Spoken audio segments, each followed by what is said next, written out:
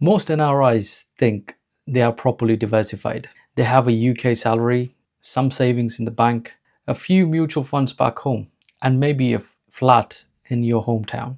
But here's the uncomfortable truth. Many of us are heavily exposed to India without even realizing it. Today, I'm going to show you why this is happening, how much it is actually costing you, and the simple shift that most successful UK-based NRIs make. If you earn in pounds but keep most of your wealth tied to India, this video might save you from a very expensive mistake. Hi, I'm Wilf. I've been living in the UK for the last 15 years and worked for some of the major corporations like Thomson Financial and Reuters as a financial analyst, worked on platforms such as Thomson One Analytics and DataStream. And I've made this exact mistake for a long time, and I'm going to show you what I changed. Let's start with a simple question. Where does your money actually sit? Your salary is tied to the UK or global economy. Your expenses like rent, council tax, groceries are in pounds, but your biggest investments such as property, mutual funds, fixed deposits, if they're all tied in Indian rupee, this is a classic home bias, and that is a trap that most of the NRIs get into. And the recent studies tells us that Indian investors are most likely to set aside close to 70 to 90% of their portfolio in India. And when you look at that, that's not diversification at all. You're purely concentrating everything into one single market. That's concentration with an extra steps. This might feel very safe for you as an investor, as an NRI, because you feel it's home. But your financial life is now split between two completely different economies. And here are some of the risks that you need to consider whilst putting all your money or majority of your money into India, thinking that is the form of diversification. First one, currency risk. This is silently eating your returns. The rupee has roughly depreciated or depreciating every single year by 3 to 4%. And this is not my opinion. This is an actual fact, and you probably would have seen it when you actually transfer your money from what it was back 5 years ago and what it is right now. There's a clear difference, and this is happening for the last 10 to 15 years. So even if India performs and gives you a return of 12 to 14%, when you factor in this currency depreciation, you're left with roughly close to 8%, and sometimes even less when you take into consideration of taxes and other expenses that goes into this. The next thing is double concentration risk. Basically, your job and your future salary increases are linked to UK and global economy. At the same time, most of your investments are linked in India. That means if either economy struggles, you get hit twice with that, whether it is a positive one or a negative one. The emotional decisions. Many of the NRIs keep adding more money to India even when the valuations are very high, especially when the rupee falls, because that's when your emotionals override your logical thinking. You think that transferring your pounds and dollars will give you or buy you more rupees, which is quite natural, but you haven't factored in when you have to take this money back to buy a high value purchases here in the UK or anywhere abroad. That rupee is going to make you feel very poor, because that's going to give you less purchasing power due to the currency depreciation. This is a classical case of someone marrying from their hometown, then refusing to leave the village,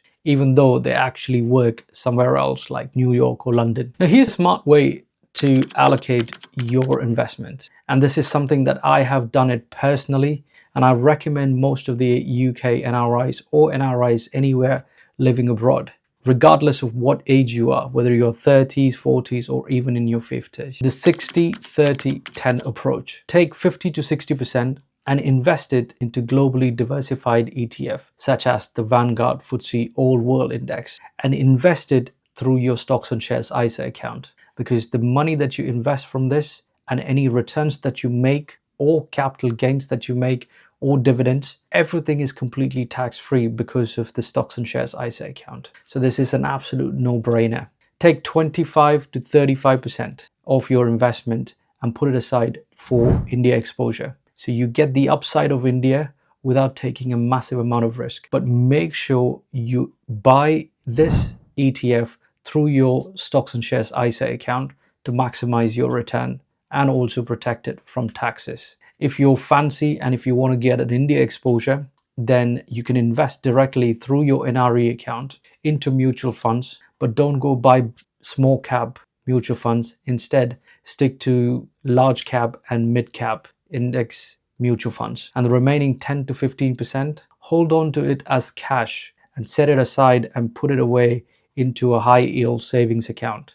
Build that and consider that as your emergency fund. You can also put aside into UK pensions or bonds for stability. And this specific approach of diversification gives you meaningful exposure to India's growth story, but protects you when the rupee weakens or India has a rough few years. And I have personally witnessed this kind of diversification and not doing this diversification amongst my friend.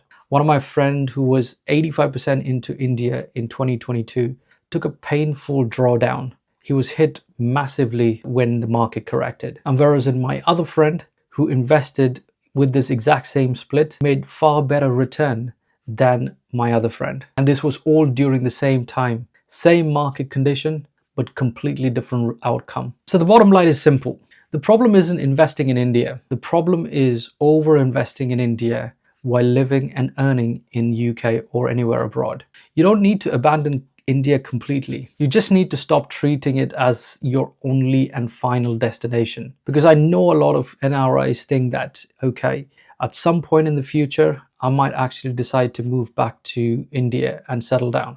But you might want to consider this approach because money sitting in your ISA account will stretch and give you far better transaction at the time of your retirement than purely directing and putting all your money into Indian market and get hit with rupee depreciation and taxes. And most NRIs don't actually realize they are overexposing themselves until something goes wrong, like a sudden rupee crash, a property liquidity issue, or something like a big purchase that you have to make here in the UK or abroad, somewhere in the US, when you'll have to transfer this money from India abroad.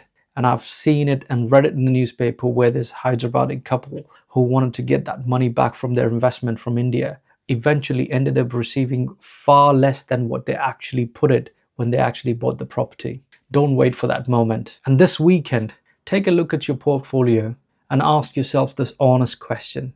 Am I over-investing in India? If the answer is yes, start shifting 10 to 20% into global ETF inside your ISA account. These such small changes can have a massive difference in the next 10 to 15 years. And finally, your diversification isn't choosing between India, UK, or US. It's intelligently you're combining both of this. And when you do that, you maximize your return and you build your wealth. Thank you for watching. Now, I want to hear from you. Be honest. What percentage of your investment is currently in India? Drop the number in the comment section below. I read every single one of them and I make sure that I respond to your comments as well. And if this video made you think differently, please hit that like button and subscribe for more NRI content. It really helps me create more content for our NRI community. Thank you for watching again, and I'll see you in the next one.